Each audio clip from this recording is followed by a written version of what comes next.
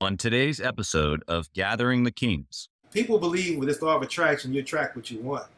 I believe there's a caveat to that. You attract who you are. Yeah. You got to first become a person of kindness, of servitude, of something that's worth attracting, and then people attract to you, and people bring money, right? That's how that works. You are listening to Gathering the Kings with Chaz Wolfe, featuring fellow 7, 8, and even 9-figure business owners who have real battle scars from business and life, but have prevailed as the king that they are designed to be. We welcome high-performing entrepreneurs to the stage in order to reveal the real of the real on what it takes to build a successful business today. We dissect the good and bad decisions they've made along the way that give a true and accurate picture of the journey of success and how you too can get there. Through this dialogue, you will learn the value of growing your network and surrounding yourself with power players and kings like today's guest. Grab your pen and notebook because we're about to dive in. What's up, everybody? I'm Chaz Wolfe, Gathering the Kings podcast. I've got a super special guest here today. From a naming perspective, we've got Christopher King here at the King's table. He goes by King also. So King, my brother, welcome to the King stage. How are you? I'm doing great, Chaz. Thank you for having me on your podcast. It's an honor and a privilege to be here, and I'm looking forward to the interview. Dude, I gotta tell the listener, because when you came up, in the schedule for the show, and obviously you've gone through, some of the initial calls and qualification stuff that we go through with my team, but I was like, dude, is your name really King? You're on the Gathering the King show. What is this? Who is this guy? So, dude, I love it. I love the energy that you're bringing, even just with the name. Tell us, what kind of business do you have? Well, I have a business where I'm a business consultant, but more so a business connector. And I build connectionally intelligent tribes to do things that you can't do as an individual business. That's too greater. So it has to be a higher purpose behind bringing the businesses together. And in doing that and having a higher purpose, it's a great way to build connections, relationships with folks who are in alignment with your higher purpose. And so I help businesses to identify who their strategic partners are, build those connections, and once they make those connections, generate social capital, and that social capital generates financial capital. It's financial capital to provide financing for larger projects. Love it. I love it. We were talking off air just a little bit, but basically you're looking to connect with entrepreneurs who have a greater calling, a greater purpose, and to use those connections in bigger opportunities to take care of people. I'll let you get into some of that here as we get into the show, but it's like building blocks. You're starting with good people who are well-intentioned and they want to use their money for good things. And then you're providing these amazing opportunities to invest in building projects in different parts of the country. So we're going to get into some of that. But before we do, why are you doing this? Like, you've obviously been successful. You've been doing this for a while. You've been doing business for a while. Why are you still pushing? Why are you still in the game? Well, that's a great question. And I would say it all started with my coming up. When I was 18, 19 years old, I was a wayward youth. Wasn't doing anything criminally wrong, but just out there, not obeying my parents, out there living life, and didn't graduate from high school. It wasn't until a friend of mine gave me a book, which was Malcolm X's autobiography. And when I read that book, it gave me a higher purpose. It finally aligned with, I have a purpose in my life, and I began to look at education differently. Fortunately for me, my parents had instilled in me the habit and love for reading. So reading was there. I just wasn't applying myself in school because no one in my neighborhood, including my parents, had a job that I was actually interested in. Right. So why go to school and do what you do? I have no interest in that, right? But that book gave me a purpose, and that purpose really changed things for me. It really grounded me. And so I really began to consume education with the intensity for that. And so this was back in 98, 89. And one thing I was really good at, my mom had asked me, what do you like to do? It was computers, playing Atari video games. So that led me to put me in tech school, lady tech school, and I started a computer career. And I went through a computer career where I was able to travel the world and start to see things in a different way. That really educated me and grew my awareness to how life really was. And it was a trip to Brazil that really opened everything for me. I went to Brazil. I got a chance to see real, in my eyes, poverty from a context. Right. You have Right. groups of children who are 5 to 10 and they're packed and they're walking the streets begging. And for me, a lot of people I went with, they ignore them, treat them like we treat homeless people here. You just shun them, but Sure. these are kids. So then, long story short, I came back and quit my career. I said, I want to be to travel more. I want to open orphanages in Brazil. I want to learn more about real estate. And that just kind of put me on that path of understanding how to build connections, how to build relationships, understanding the importance of financing. And that led me to kind of where I am today. Yeah, I love it. Obviously, there's so many layers of purpose when you're talking about, helping people succeed in the people that you connect with, but then you're talking about helping kids or other greater purpose endeavors that I know your projects are connected to. But I mean, wow, not many people, like you said, travel to a specific area like that. And then even of the ones that do, come back with such like fire around like a conviction to go after solving the problem or helping those individuals. Why do you think, or what do you think was about seeing those kids that, that made the switch for you of like, I need to devote my life. I'm going to change over my career. Like, I mean, that's a pretty big deal. That's a big decision. What was it? Well, enough, the people I went on the trip with were all very successful men, doctors, real estate investors, and they told me the rules. Whatever you do not listen to them, don't give them any money, ignore them, walk past them, etc. Well, I wasn't expecting kids. I was expecting homeless people, right? Homeless men and women. Sure. So I was prepared for that. Well, one kid came up to me and he was asking for money, and I had money in my pocket that I was going to use for the vacation, for the trip. So I said, all right, I'm gonna give you money, but I'm gonna walk him over to a kiosk, and I brought some food. Well, him and his friends, hamburgers and all that. It didn't cost me anything more than $25. Right. And so back in that time, Brazil they were behind us in technology. So that you had to rent a cell phone. They was renting those big cell phones that we had gave up 5 years early, right? Sure. Big, huge cell phones, but they charge you a $500 deposit because it was you get lost or you get stolen.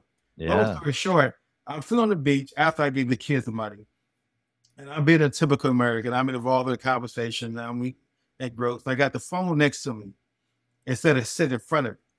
And out of the corner of my eye, I saw the phone get pushed towards me. And I looked down quickly. It was one of the kids who I fed the day prior. And he was telling me, because he spoke Portuguese, so we couldn't communicate verbally, right, that don't have your phone sitting here. He was telling me, push it closer to you. Yeah. And so in doing that, I realized that I had created a bond. Wow. These kids were looked at as criminals and thugs and all that, but they were just trying to survive. So had I not paid him, had I ignored him and other things that I was told to do, there went your phone. My phone, ran out of the beach. I wouldn't have caught him, and I would have been out of more than $25. So that to me showed me that if you take your time, show kindness, show compassion, that anyone, particularly in that situation, are looking for an opportunity. So I came back committed to saying, well, what I'm learning, I want to help other people create opportunities the same way. Dude, that's such an impactful story. I can only imagine being in that moment and having the reciprocation, right? Because that's what it was. I mean, that's what we do in business in general is we try to reciprocate. We try to, if someone adds value to us, then we want to add value to them, and or vice versa. We're trying to create value so that we can get value back. But dude, that's like real life, real deal reciprocation right there. I love it. And from an innocent person as well, from a human who, like you said, wanted to survive. How has that played into the greater purpose now? Obviously, you wanted to build orphanages, and you're starting to build stuff, here in the U.S. But like, what? That's a big gap to go from beach. He didn't steal my phone to now I have this greater purpose and I want to X, Y, Z, all these things that are in the clouds. Like, how do those things connect? Well, that's a great question. You're absolutely right. It is a big gap. Well, fortunately, at that time, I was working for a large consulting firm, making quite a bit of money. And a friend of mine sold me my first piece of real estate in DC. This is before the big housing boom. This is, again, 88, 89 time frame. And he was saying DC is going through a monster change. Real estate is going to explode. No one else was hearing that. So, the model was go buy these old 100-year-old homes in DC, renovate them, and, you make your money. Well, I did that. Didn't want to live in a neighborhood. I brought my home. because the neighborhood hadn't changed. But he had so many property, and he had so many problems, and everything that can possibly go wrong with the deal went wrong. He did a harbor renovation.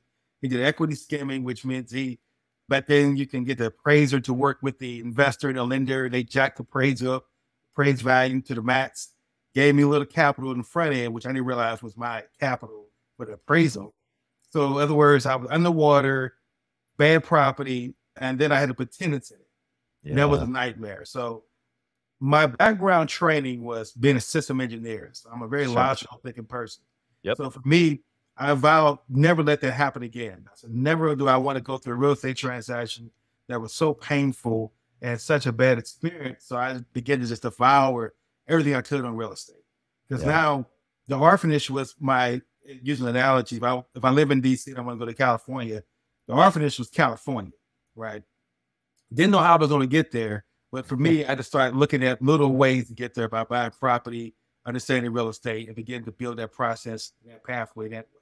So that really got me more focused on real estate than the incident, and made me take it seriously and really understand the game of real estate, I would say.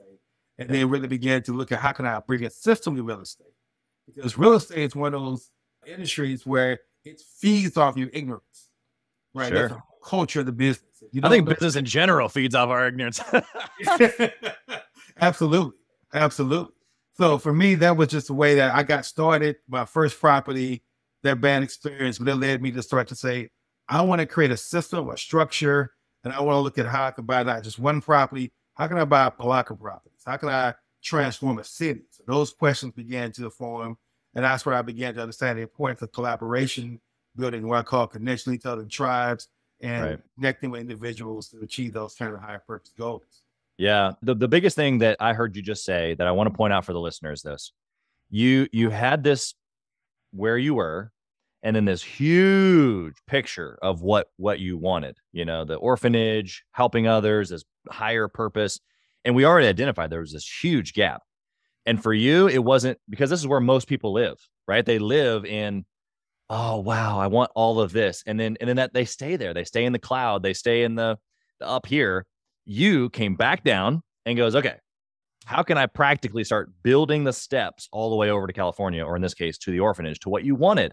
So the steps, it's the action. It's the, okay, I've got the vision, but I've got to come back down to where I am now. And I got to start building a plan and then taking action steps to be able to get what I want. So the listener today might say, well, I want to build a 7-figure business. I want to make $1 million. I want to become a millionaire. I want to buy real estate, or I want to grow my business. I want to hire a key person.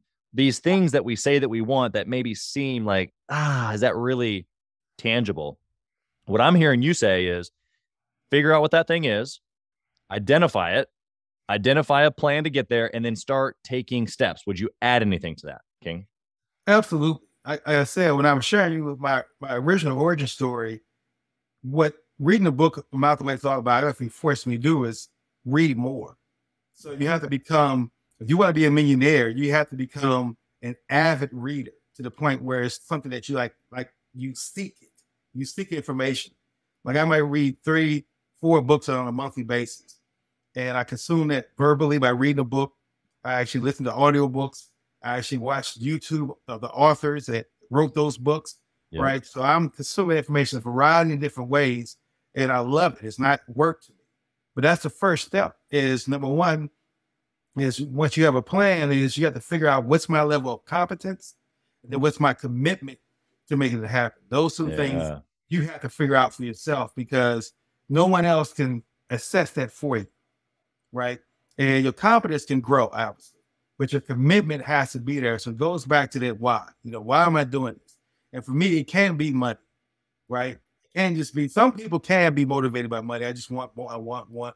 And to me, I believe that never ends. It's like a drug. It's like, when people smoke crack for the first time, they say the first high is the greatest. They chase that high forever, and they never get back to that very first high. And I think that's where, if you lay by money as your motivating, that's how that is. You're never going to have enough, right? I mean, you start doing unscrupulous things in order to get it.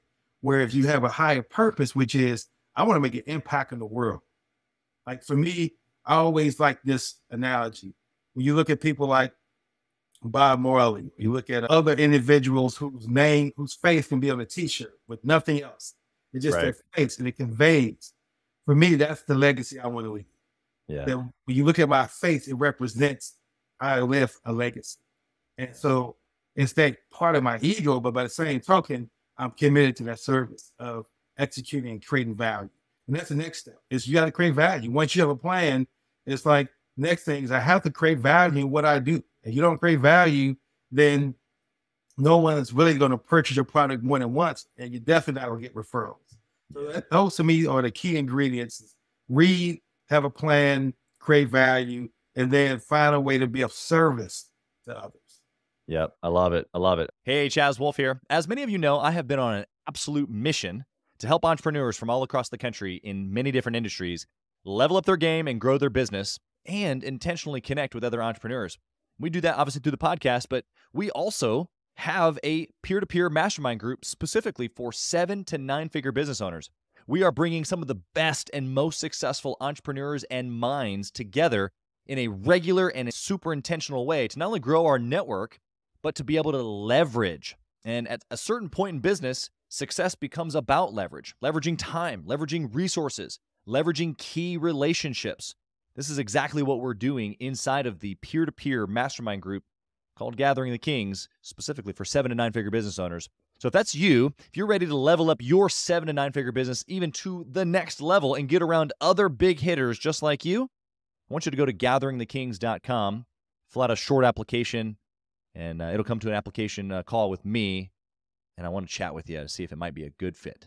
Talk soon. Okay, let's talk about a good and bad decision here. I want to know something along the way in this, plan and steps and stuff that you're talking about, you're taking, and commitment and all this analyzing that you did. What was an actual decision that you made that literally catapulted you to where you are now, that you're looking back that you can share with us? A decision that I made that catapulted me was moving to Baltimore City. I live in deep Washington, D.C., not born and raised, but grew up my adult years in Washington, D.C. And I decided I wanted to start investing in real estate in Washington, D.C. because I felt the growth. Baltimore. I saw the growth happen in D.C. I felt that a similar market was going to grow. So I pretty much moved to D.C. Baltimore on my own. Didn't know anybody, just with the goal, with the plan and the strategy. And I came here with the goal of buying blocks of real estate and creating a movement around buying real estate and transforming neighborhoods. Yeah. And that dream, that vision led to folks just really making introductions. And every time I had a conversation with somebody, I would share with them, here's what my vision is. Here's what I want to do. Every conversation I always ended with, you got to meet such and such. I need to connect you to such and such. And rapidly, I began to get connections to institutional leaders, Congress individuals, successful business leaders in Baltimore City. The good thing about Baltimore City is it's a big city, but it has a small city vibe where everyone knows one another. And that's a good thing that can be leveraged for your benefit. Sure. And when you have a higher purpose and you want to do something that improves conditions of others, this is an important lesson I want to share with the listeners, is that your purpose should always be something that benefits others. No one wants to help you make money. Right. People will help others make money. Right. Sure. So as long as your goal is that, people are willing to do what they can. And it always starts with social capital. And those relationships led me to other connections. Folks, I created a company that was a membership-based organization. I can talk more about that. People began to join more organizations. They had the same mission I had. And they began to see how I was assembling my team to build the infrastructure. That led to raising capital. I raised about $1 million and began to start buying property up. And putting residents, I call it developer without displacement. Buying residents, putting residents that currently live in the community and renting, but putting them in our properties in a rent-to-own model, providing education and financial literacy so they actually can purchase that property from me in 5 years, puts them in the process to build wealth as well as home ownership. So I've always been centered around financial literacy and real estate as mechanisms for building wealth. And that's what I advocate, and that's what I always build within every company that I work with. I'm gonna take 2 things for the listener there to write down. Number 1, I heard you say you took a leap of faith, you moved, you didn't know anybody. It was probably really nervous or nerve-wracking, a little bit scary, but you knew where you needed to go and you went faithfully. The second thing I heard you say is that the connections, the relationships, helping others is always going to be forefront for you, and that money will follow. And I would agree with that. The relationships, it's so hard sometimes because especially when you're in the place of where the listener is right now and they're just kind of stuck in the daily grind and they got to go one job to the next or one client to the next just to kind of keep it going. But I'm telling you right now, what King is talking about, which is that social capital, if you can start projecting energy into the social capital, even in your own network, deals and opportunities for your business and opportunities to serve other people, they start coming because you've put people as a trajectory of where you're going. King, I want to switch over to a bad decision. Bro, what have you done that's just been almost derailed the whole thing? Give us some detail on what we can stay away from. Well, that's a great question as well. Happened within the same context within Baltimore City.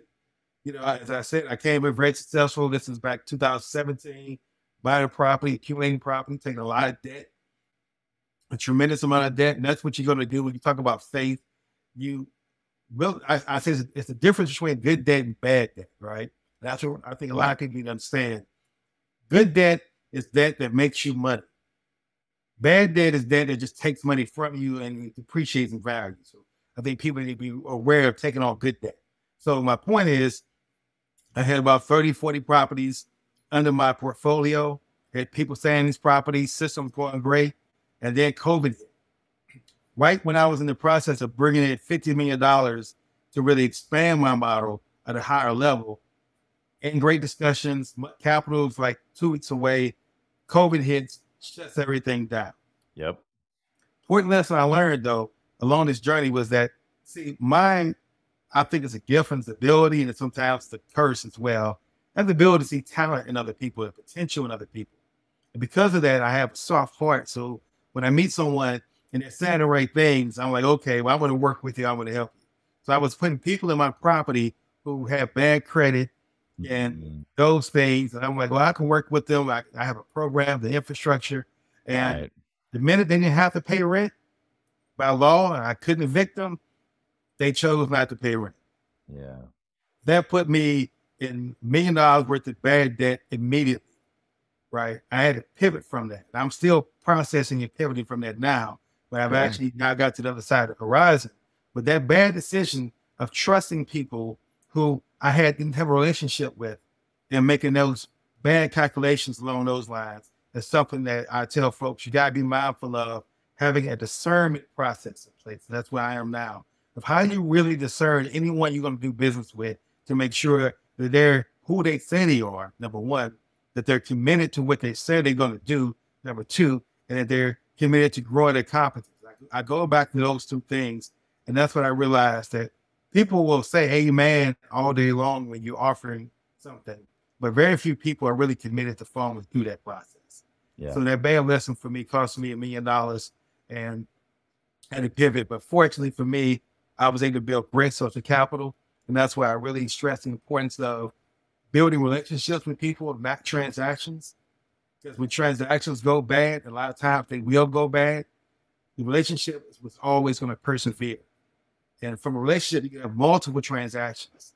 But if you just start off in a transaction, you got to get a lot of lawyers involved. You don't trust one another, and it becomes stressful. And that's a horrible way to navigate business when they're having a whole, you're making money, but you at a point where you are stressed because you don't want anything to go wrong, and everything goes wrong in business. It's just how you navigate and people you work with, can we work through it together, and can we make the decision to say, we're going to solve this problem. Right. Yeah. I love what you said there, that everything goes wrong. And it's not from a negative, Nancy perspective, or, you're trying to shun people and get them out of business. You're just being real. You're saying, hey, look, here's the real deal is that you can plan, you can take action, and a lot of things are going to go your way because you've done right things, but there's a lot of things that don't go your way. Just not a lot of people talk about it. And that's kind of partially for the show here and why we do this. But, here you are, you lost $1 million. And my guess would be that there wasn't a whole lot of people who knew about it because you don't seem like a complainer type. It's not like you went, asking for some sort of a handout. It was, okay, let me get back on the grind. Let me get some capital raised. Let me pivot. Let me figure out the problem. Maybe let me solve the problem with a solution. And so I think that that's the biggest takeaway so far that I'm hearing. I mean, obviously, I think every listener knows this, but I just want to like really hit it home that the place that they're in right now, the frustration, the overwhelm, the things that they feel like, I was like, oh my goodness, I'm a good person. Why is this happening to me? It's because this is how business goes. And so therefore you have to go back to what King was talking about. You have to create a plan. You got to put commitment, obviously. There's systems, there's processes, there's people. He's talked a lot about people. You got to have these things in place, and you're constantly improving them. You're constantly working on them. You're constantly building the thing and people inside the thing so that it doesn't, maybe there's less and less of these moments, these catastrophic moments, but they still happen. It's not like anything that you've done wrong per se, but there are things that maybe you're missing. And I think that's probably the thing that he's communicating. King, would you add anything to that little synopsis there? Yes, I think you did a great job of summarizing it. But what I would also add to it is understanding that everything is energy. At the end of the day, Einstein said energy is everything and everything is energy. And when you really begin to be an entrepreneur, you really understand what that really means, and you begin to not intellectually understand it, but how to apply it.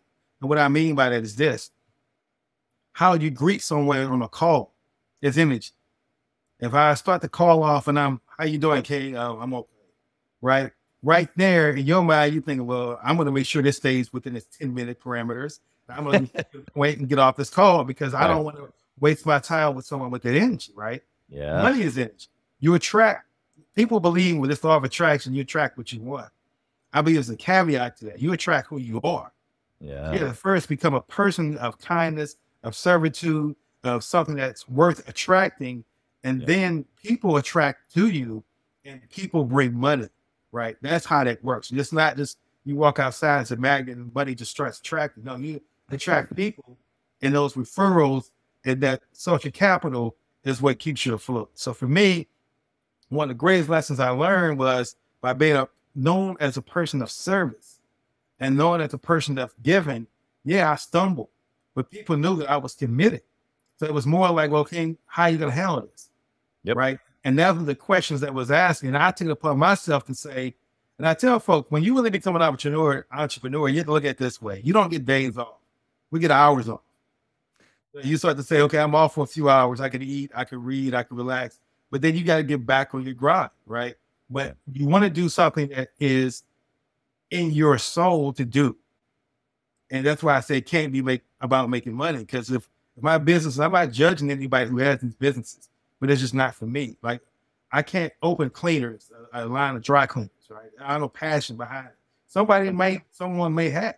Yeah. My passion is really building houses and creating communities through financially intelligent tribes. I'm passionate about that. So I consume information, build connections, make alignment, and I meet great people like Chaz, who I can begin to look at. And here's the key word I just really want folks to take away. Always look for the opportunity to co-create. What can we do together that didn't exist prior to us meeting, right? Yeah. If you can have that kind of mentality, then you can build some great relationships and generate social capital. Yeah, I love that. All right, let's transition to the speed round, King. I think you've given us already more than we bargained for, but I want to jump in here. If you could dwindle everything that you've talked about, this raising capital, unto buying real estate, unto building communities and doing the higher purpose thing, if you dwindled it all down into one trackable metric, what is it? I would say, again, it would have to be purpose and energy. Okay. How do you track that? Or how are you tracking that? You track that through how people respond to you when you reach out to them. Like, for example, if I was to call you at 3 a.m, right? And that's what I call this the Oprah Winfrey impact. Okay. Where if it's Oprah calling you at 3 a.m, you could be tired. You're going to take that call. You might say, Oprah, I'm tired. Can I call you back? But you take that call, acknowledge that fact. You don't let Oprah go to voicemail. Right. So my goal is I want to get to the point where anyone I call, I can get you to answer that phone at any given time and at least acknowledge the fact that you taking my call and you call me back, right? And then call back, right? Right. Honor that commitment. So to me, that's when you know that you are operating at a level of integrity that people want to connect with you and they want to honor their commitment to you. And if you can get to that level, then to me, you'll never have you will always have issues, but you'll never be defeated. Let me say in that context. Love it. I love it. Okay. Next question is, what book would you recommend that a six-figure business owner reads specifically who's trying to get to that seven-figure $1 million mark? Well, books, there's several books. I'm sure people always give that answer. But the one book that I would say is this. This is my Bible that I read religiously every day. The 7 Habits of Highly Effective People by Stephen R. Covey. That book changed my life. And it's a book that is not a book to read once and say I read it.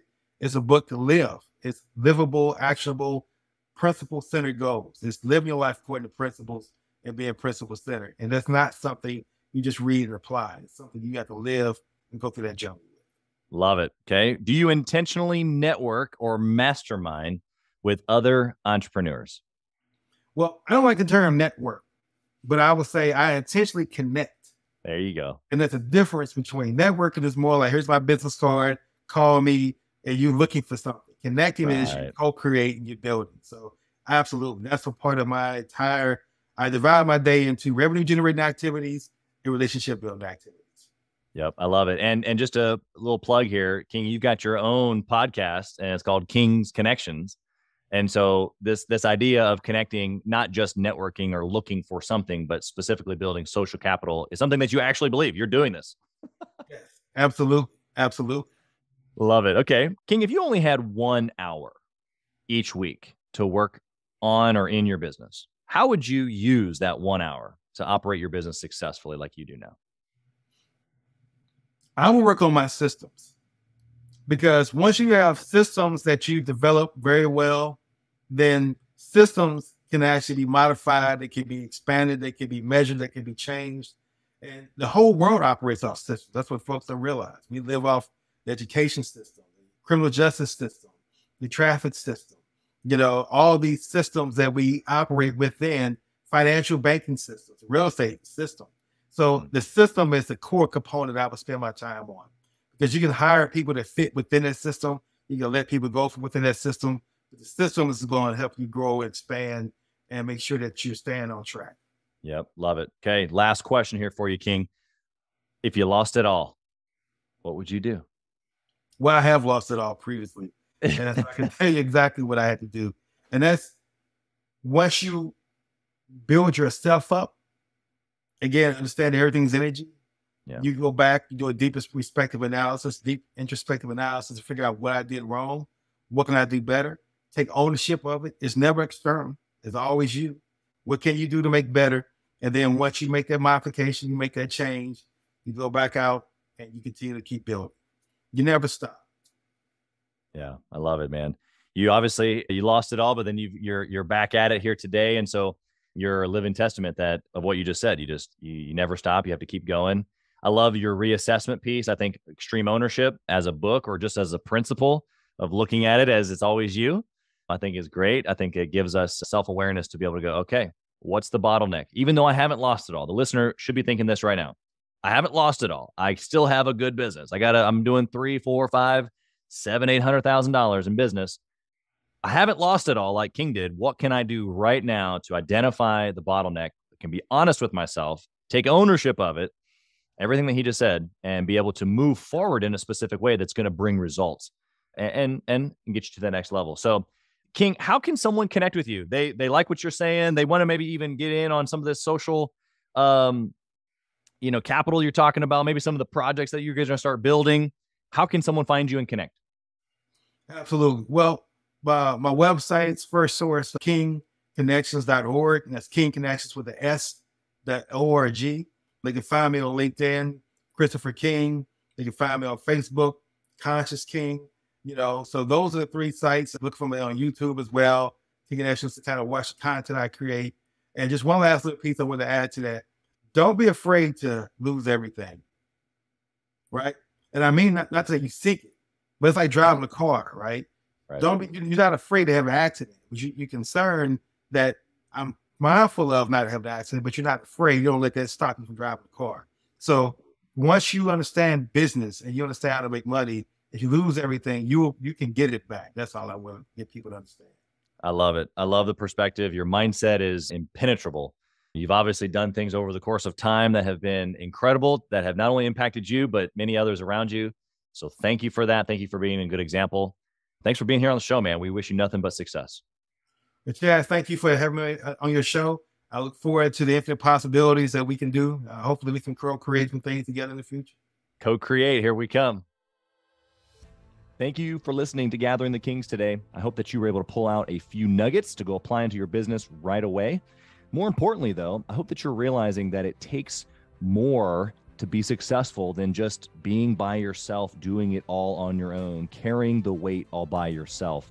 What I have realized, not only in my own journey from multiple businesses and multiple different industries, and now interviewing over 200 or 300 other very successful 7, 8, and 9-figure business owners, is that it's tough to do it alone. And so Gathering the Kings exists to bring together successful entrepreneurs. In fact, we are putting together 1,000 kings, specifically who are grateful but not done. We're intentionally assembling kings who fight tooth and nail for their business, family, and communities. And here's what we believe, that in the pursuit of excellence in those areas, that it ignites within us the responsibility to govern power and forge a lasting legacy. So if that relates and resonates with you, and you know that you need people around you, sharp, qualified, other very successful business owners, I want you to go to gatheringthekings.com. I want you to take a look at what we're doing and see if it makes sense for you to be part of our pursuit to 1,000 kings. Talk soon.